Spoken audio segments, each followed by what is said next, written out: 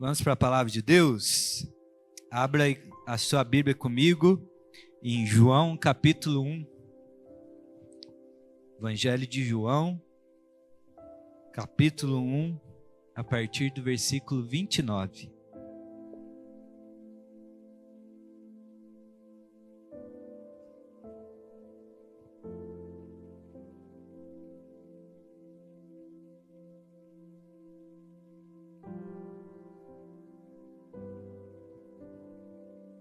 Evangelho de João, capítulo 1, versículo 29.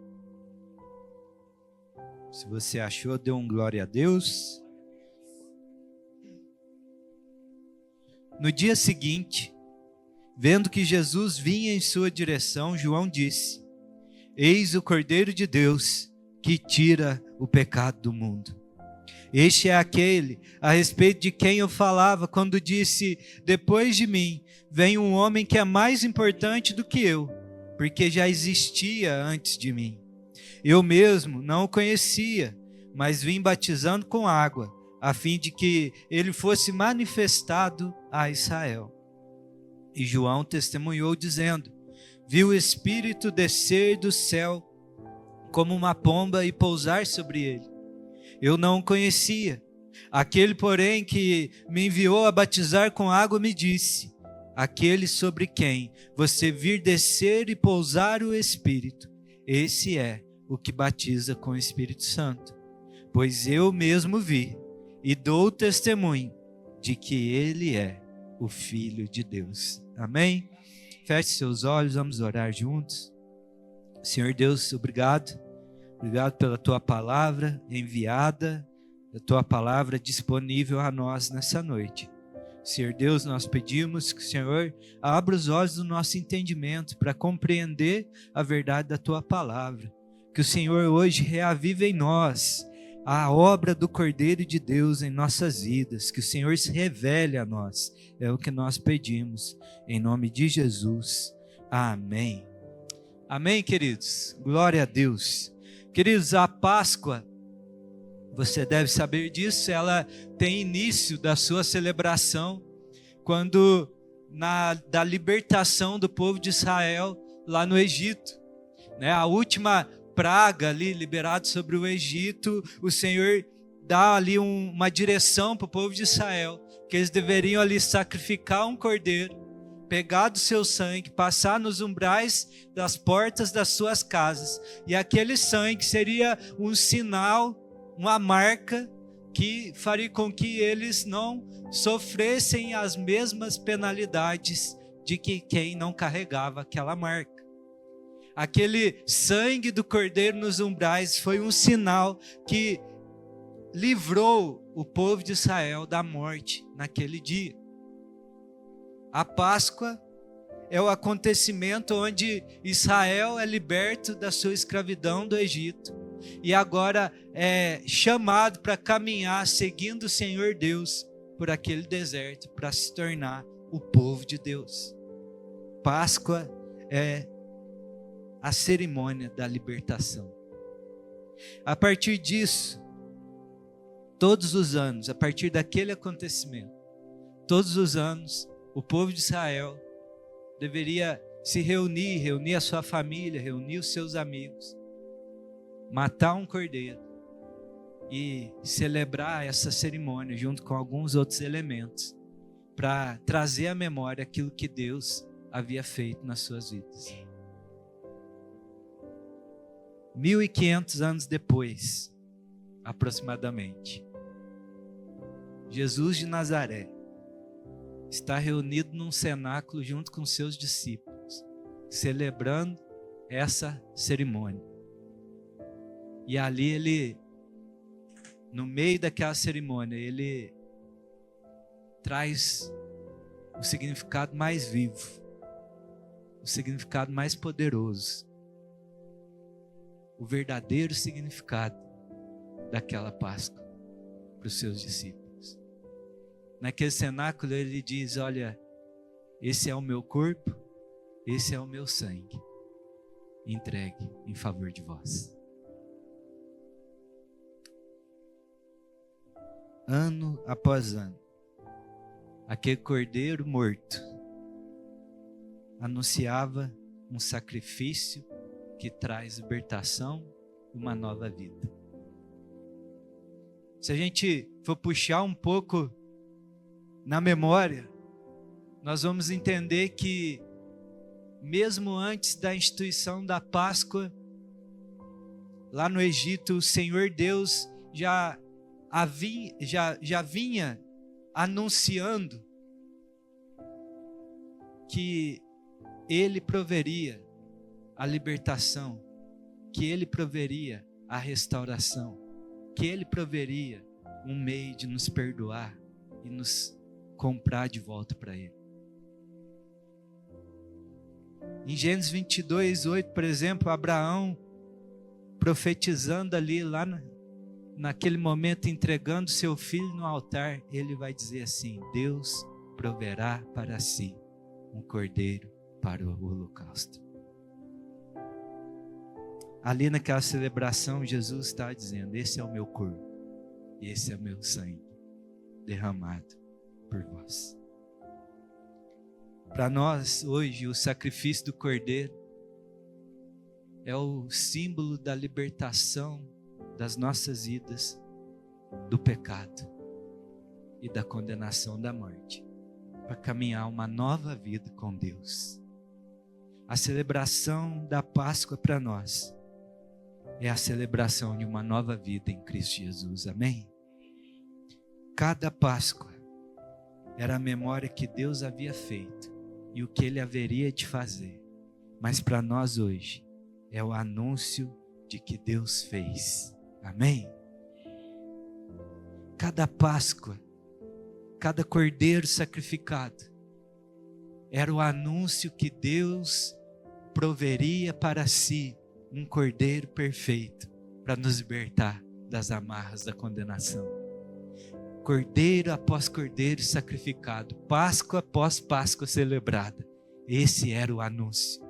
Até que um dia surge um homem no deserto.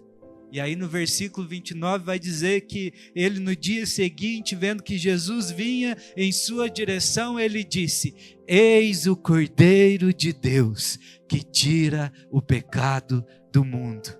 Páscoa após Páscoa sendo celebrada, cordeiro após cordeiro sendo morto, até que um homem se levanta no deserto, aponta para alguém e diz: esse é o Cordeiro de Deus, esse é o cumprimento da promessa, esse é a provisão de Deus, esse é o amor de Deus manifesto na terra, esse é o nosso Salvador. Era isso que João Batista estava anunciando naquele dia.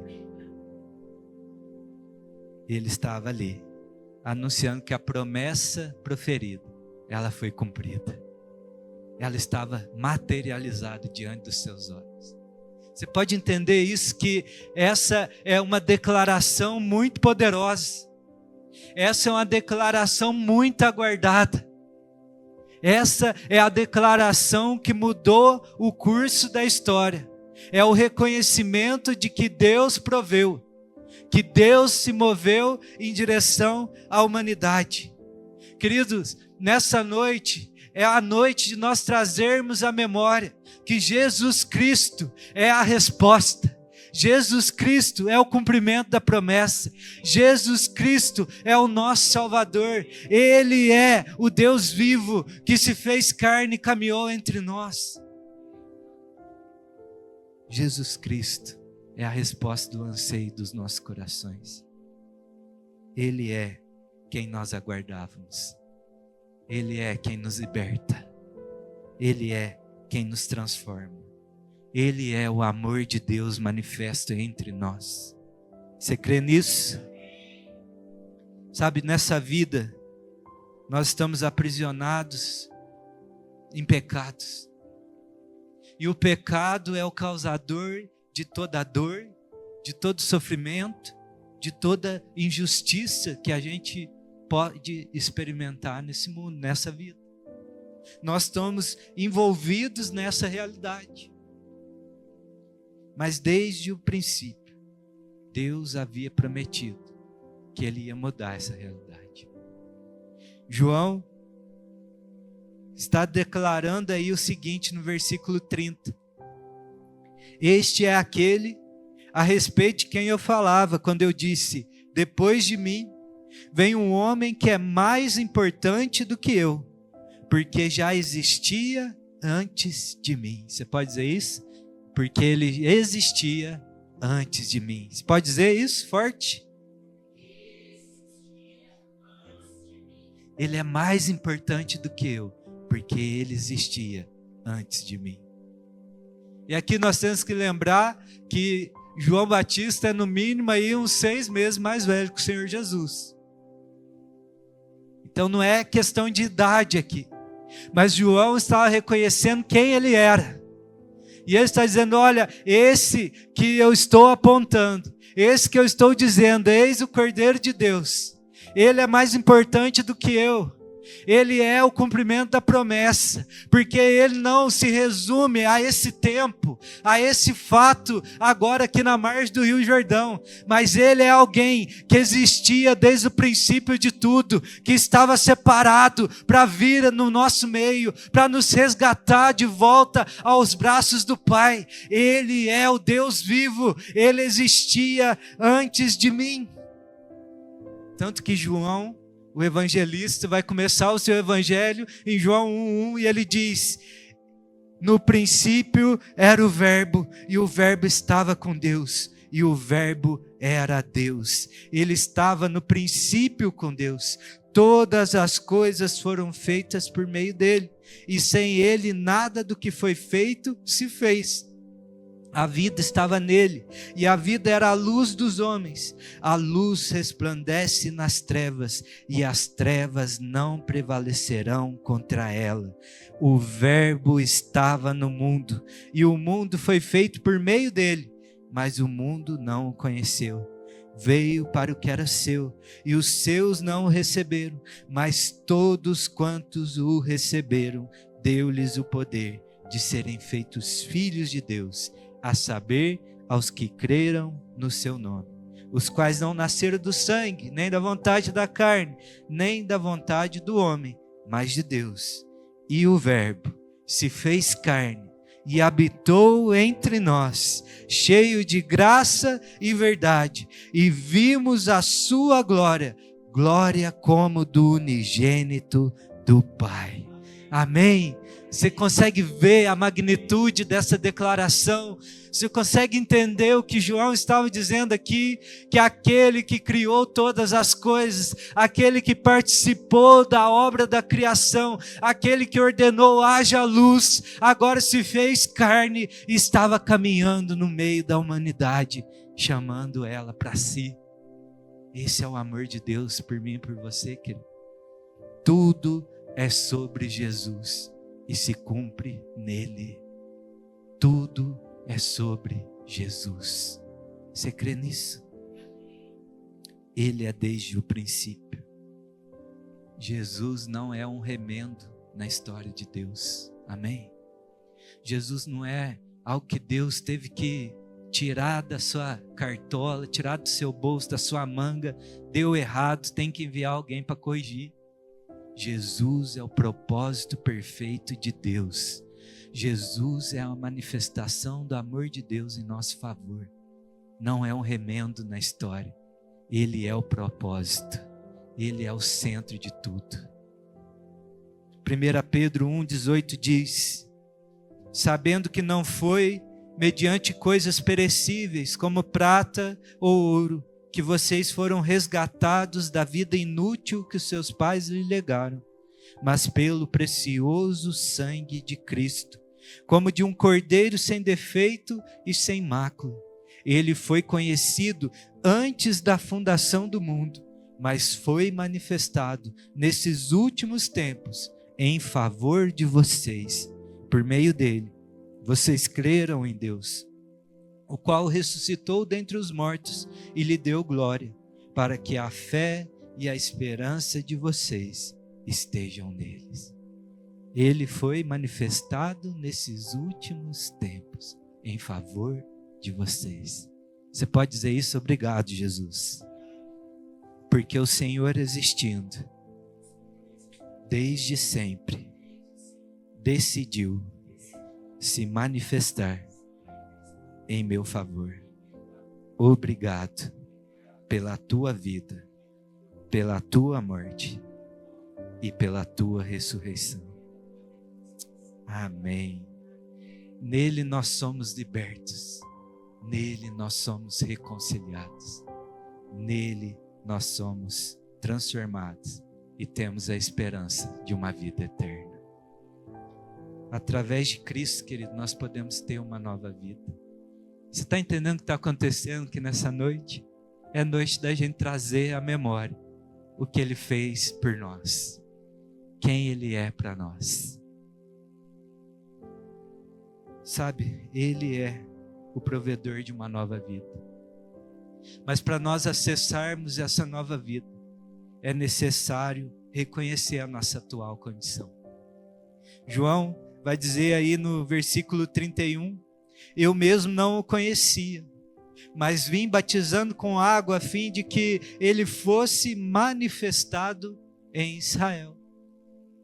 Para nós acessarmos uma nova condição, nós temos que reconhecer a nossa atual condição.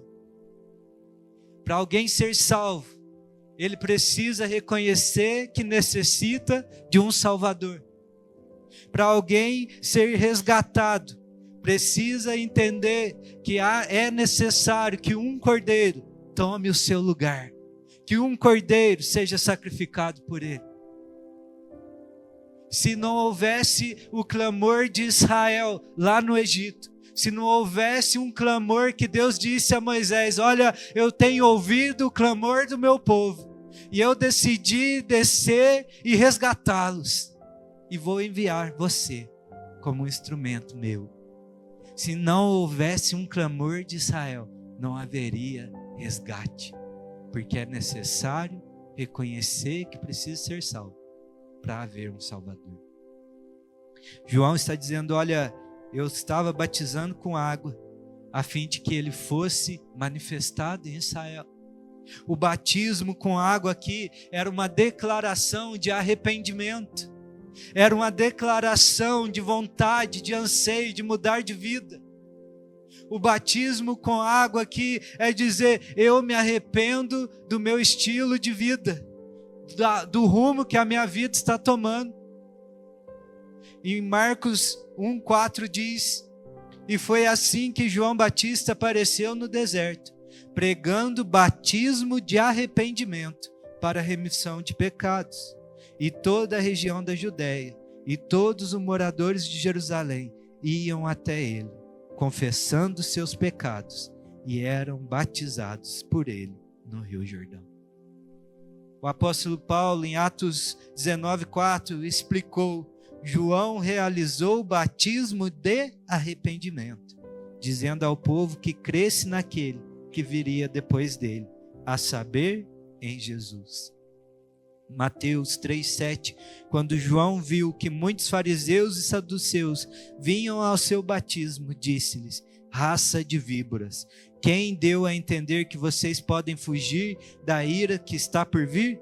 Produzam frutos dignos de arrependimento. O que João estava dizendo aqui, é necessário um anseio de ser resgatado, é necessário um anseio de mudar de vida. Essa palavra arrependimento, você deve saber disso, quer dizer metanoia, mudança de mentalidade, mudar o modo de pensar. No hebraico, a palavra usada para arrependimento é shub, retornar, voltar, converter, mudar de direção. É necessário arrependimento para que o Cristo, o Cordeiro, seja manifesto nas nossas vidas. Sem o desejo de uma mudança, de uma transformação, não há a manifestação do Cordeiro de Deus nas nossas vidas. Por isso João estava dizendo, eu mesmo nem o conhecia, mas eu estava batizando aqui com água, para que ele fosse manifestado em Israel. Eu estava chamando todo o povo para se converter, para preparar o caminho, mudar o seu coração, porque o Cordeiro de Deus estava prestes a chegar, e precisava ter um coração, uma mentalidade alinhada com aquela manifestação que estava por vir. Por isso ele dizia: preparem-se, arrependam-se, porque é chegado o reino de Deus. É chegado uma nova realidade.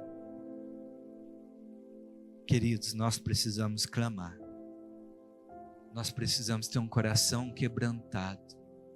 Nós precisamos nos entregar à voz do Senhor que nos fala: entre nessas águas, se arrependa e receba o Cordeiro na sua vida. Jeremias 33:3 diz: chame por mim e eu responderei. Eu lhe anunciarei coisas grandes e ocultas que você não conhece. Chame por mim. Algumas versões diz clame. É mais forte ainda. Clame por mim e eu vou te responder. 2 Crônicas 7:14. Se o meu povo que se chama pelo meu nome se humilhar e orar, me buscar e se converter dos seus maus caminhos, eu ouvirei dos céus, perdoarei os seus pecados e sararei a sua terra. Está entendendo a disponibilidade de Deus para nós? Que quem se arrepende, quem clama por Ele, quem se expõe, quem atende o chamado do Senhor e abre o seu coração, Ele está disponível, querido, para vir se manifestar a nós. Ele veio, você entende isso? E Ele continua gracioso, porque Ele não muda. Ele está disponível para nós. Por isso que nós tenhamos o coração como de Davi, confrontado ali pelo seu pecado. No Salmo 51, ele vai orar ao Senhor dizendo: compadece-te de mim, ó Deus, segundo a benignidade e segundo a multidão das tuas misericórdias, apaga as minhas transgressões, lava-me completamente da minha iniquidade e purifica-me do meu pecado, pois eu conheço as minhas transgressões e o meu pecado está sempre diante de mim. Pequei contra ti somente, e fiz o que era mal aos teus olhos, de maneira que serás tido por justo no teu falar e puro no teu julgar. Eu nasci na iniquidade, e em pecado me concebeu a minha mãe. Eis que te agradas da verdade no íntimo, e no oculto me fazes conhecer a sabedoria. Purifica-me com isopo, e ficarei limpo. Lava-me e ficarei mais alvo do que a neve. Faz-me ouvir o júbilo e a alegria, para que exultem os ossos que esmagaste. Esconde o teu rosto dos meus pecados e apaga todas as minhas iniquidades. Cria em mim, ó Deus, um coração puro e renova dentro de mim um espírito inabalável.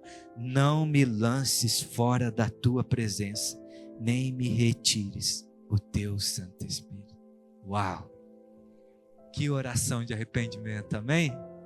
Que nós tenhamos esse coração, pedindo ao Senhor compaixão, misericórdia, perdão, restauração, porque a gente precisa reconhecer a nossa atual condição para ser transformado. O Senhor é tão grande e tão gracioso que Ele tem uma voz cheia de amor nos chamando para ter esse quebrantamento. A correção nesse dia sobre Davi, nós olhando de fora parece que é um puxão de orelha daqueles com as duas mãos, né? Mas nós vamos ver que na verdade era uma graciosa voz do Espírito Santo dizendo: Davi, se arrepende. Encontre um lugar de arrependimento na sua vida. A voz do Espírito Santo, a graça preveniente de Deus está disponível sobre toda a humanidade, chamando todos a esse lugar de arrependimento, para que o Cordeiro possa ser manifesto. Tanto que o Senhor Jesus, dizendo a respeito do Espírito Santo, lá em João 16:8, vai dizer: quando Ele vier, os convencerá do pecado, da justiça e do juízo. Ele nos convence. Ele é gracioso e está nos chamando para alinhar a nossa vida com Ele, amém? Ele já te amou? Você já correspondeu à voz dele? Então continua nesse lugar, com o coração quebrantado, rendido. João, versículo 32, João 1:32. E João testemunhou, dizendo: vi o Espírito descer do céu como uma pomba e pousar sobre ele. Eu não o conhecia. Aquele, porém, que me enviou a batizar com água me disse: aquele sobre quem você vir descer e pousar o Espírito, esse é o que batiza com o Espírito Santo. Sabe, para nós descermos nessa água do arrependimento, nós precisamos da graça do Espírito Santo agindo no nosso coração. Mas para nós sermos transformados e mudarmos de natureza, nós também precisamos da ação do Espírito Santo na nossa vida. Cristo é o único que pode mudar quem nós somos, pode mudar a nossa natureza, pode restaurar a nossa forma nos pensamentos que Deus tem ao nosso respeito. Cristo é o único que pode derramar o seu Espírito sobre nós e nos dar uma nova condição de vida. Por isso que João Batista estava dizendo: olha, vem esses saduceus, esses fariseus aí, só vê o movimento. E ele falava: raça de víboras, se arrependam, muda, sejam transformados, não é só descendo a água, porque eu acredito que cada um de nós aqui toma banho todo dia, amém? Todo mundo entra debaixo das águas lá no chuveiro. Se é só se molhar que muda, nós estávamos sendo batizados todos os dias. Mas é a obra do Espírito Santo na minha e na sua vida, queridos, que vai nos dar uma nova natureza, vai mudar a nossa condição interior, vai nos tirar de uma condição na carnalidade, escravo do pecado, para livres, para viver a vontade de Deus nessa história. Esse é o que batiza com o Espírito Santo. Ele é o que nos transforma de fato. Sabe, naquele tempo, muitos homens, e antes, ao longo da história, homens e mulheres, se levantaram em nome de Deus e realizaram coisas grandiosas, movidos pela mão de Deus, com o Espírito Santo vindo, os tomando, vindo sobre eles, e usando eles para fazer coisas grandiosas. O próprio Davi, que nós estamos lendo o salmo dele aqui, tomado pelo Espírito Santo, o que esse homem não fez? Tanto que ele diz em um dos seus salmos: com o meu Deus eu desbarato o exército, eu salto muralhas, eu posso tudo com o meu Deus. Mas todos esses homens, eles experimentaram por um momento o Espírito vindo sobre eles. Mas o que João está dizendo: olha, eu estou vendo alguém aqui, que o Espírito Santo não só desceu sobre ele, mas o Espírito habita nele, e o Espírito é um com ele. Esse homem é diferente, ele tem o Espírito de Deus, ele é aquele que pode nos mudar. Era isso que João estava dizendo a respeito do Cristo. O Espírito veio e permaneceu. O Espírito vem e permanece quando Ele habita em nós. É isso que o Senhor quer fazer conosco. Tito 3:3. Pois nós também no passado éramos insensatos, desobedientes, desgarrados, escravos de todo tipo de paixões e prazeres, vivendo em maldade e inveja, sendo odiados e odiando-nos uns aos outros. Mas quando se manifestou a bondade de Deus, nosso Salvador, e o seu amor por todos, Ele nos salvou, não por obras de justiça praticadas por nós, mas segundo a sua misericórdia. Ele nos salvou mediante o lavar regenerador e renovador do Espírito Santo, que Ele derramou sobre nós ricamente, por meio de Jesus Cristo, nosso Salvador, a fim de que, justificados por graça, nos tornemos seus herdeiros, segundo a esperança da vida eterna. Você se identifica nesse versículo? Eu consigo olhar que eu falo: Deus, é isso.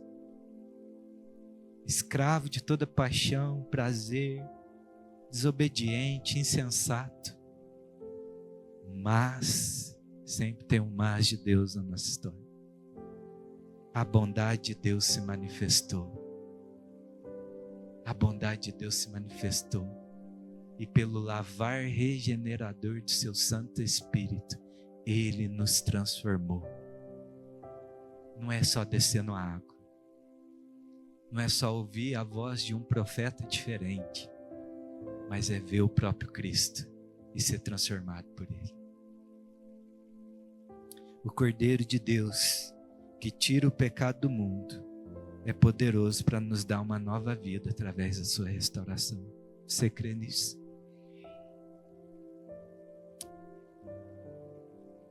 Ano após ano, o Cordeiro deveria ser morto, para que houvesse um anúncio de esperança em Israel. Mas se Jesus apenas tivesse sido morto, não haveria mudança completa em nós. Mas a nossa esperança é que Ele não somente foi morto, mas ao terceiro dia, Ele ressuscitou. Ele se levantou dentre os mortos. E a palavra de Deus vai dizer que o mesmo Espírito que levantou Jesus dentre os mortos está agindo sobre mim e sobre você e nos levantará naquele glorioso dia. Amém? Cristo é o Cordeiro que foi morto, mas ressuscitou, porque Ele é o autor da vida. Ele não pode ficar retido dentro de uma tumba.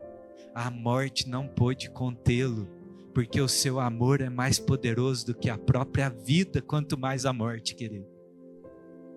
Jesus é o sacrifício perfeito. Versículo 34, pois eu mesmo vi e dou testemunho de que Ele é o Filho de Deus. Eu vi e dou testemunho que Ele é quem nós esperávamos. Ele não é simplesmente o cumprimento da promessa. Ele é a própria promessa. João 1,14 diz: e o Verbo se fez carne e habitou entre nós, cheio de graça e de verdade, e vimos a sua glória como do unigênito do Pai. João dá testemunho a respeito dele e exclama: este é aquele quem eu dizia, ele vem depois de mim e é mais importante do que eu, pois já existia antes de mim. Porque todos nós temos recebido da sua plenitude e graça sobre graça. Porque a lei foi dada por meio de Moisés, a graça e a verdade vieram por meio de Jesus Cristo. Ninguém jamais viu a Deus, o Deus unigênito, que está junto do Pai, é quem o revelou. Ele é a imagem do Deus invisível, Ele é a manifestação de Deus nessa terra, Ele é o Filho de Deus. O que João estava dizendo, olha, a lei, as ordenanças, tudo aquilo que apontava, as promessas, veio por meio de Moisés. Mas o que nós estamos falando agora é da graça e da verdade, é o cumprimento da promessa, é a manifestação da verdade, é a palavra de Deus manifesta entre nós. É o Filho de Deus, é aquele que revela o Pai, é aquele que por meio dele temos acesso ao trono da graça. Por isso eu vi e dou testemunho que Ele é o Filho de Deus. Ele é a manifestação do próprio Deus. Ele tem poder sobre a morte. Ele é o próprio Deus. Paulo vai dizer que Ele, sendo Deus, se esvaziou da sua glória, assumiu a forma humana, se fez servo e foi fiel até a morte, morte de cruz. E agora, Ele vivo, Deus Pai o ressuscitou e o elevou à sua direita, para que todo joelho se dobre diante dele e toda língua confesse que Ele é o Senhor, para a glória de Deus Pai. Cristo se esvaziou, Ele morreu e se entregou por nós, querido, para comprar com seu precioso sangue um povo de toda raça, tribo, língua e nação, para oferecer a Deus como um reino de sacerdote, como um povo santo, para adorá-lo por toda a eternidade. Cristo nos comprou para nos entregar para o ambiente do amor do seu Pai. Essa é a obra que Cristo fez por mim e por você. Por isso que Apocalipse 5:9 vai dizer: e cantavam um cântico novo dizendo: digno és de pegar o livro e de quebrar os selos, porque foste morto e com teu sangue compraste para Deus os que procedem de toda tribo, língua, povo e nação, e para o nosso Deus os constituíste reino e sacerdotes, e eles reinarão sobre a terra. Essa é a nossa esperança, querido. Não é só o perdão dos teus pecados, não é só agora estar em paz, mas é ter a esperança que vamos viver por toda a eternidade ao lado desse Deus que não mediu esforços, que não se reteve na sua glória para nos comprar para si e nos redimir e nos reconciliar com Ele novamente e nos inserir agora no ambiente do seu reino, para nós vivermos por toda a eternidade da forma que Ele nos criou para viver ao seu lado, na plenitude do seu reino. Essa é a obra de Cristo nas nossas vidas. Por isso hoje, essa noite é a noite da gente manifestar o nosso amor e nossa gratidão ao Senhor e crer que o Cordeiro perfeito é quem nos reconcilia com Deus. Que é aquele que se arrepende, abandona a sua vida de pecado, confessa os seus pecados e o deixa, reconhece o peso do sacrifício de Cristo, encontra redenção para a sua vida, transformação para a sua história. E nós vamos ter um coração rendido diante de Deus Pai, vivendo com Ele.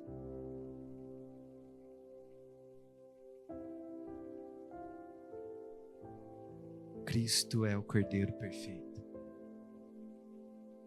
Ele é o Cordeiro de Deus, que tirou o pecado do mundo e nos deu a esperança de uma nova vida. E a pergunta hoje para mim e para você é: você crê nisso? Essa esperança reina no teu coração? Sabe, não é um protocolo, não é descer nas águas, mas é crer de todo o coração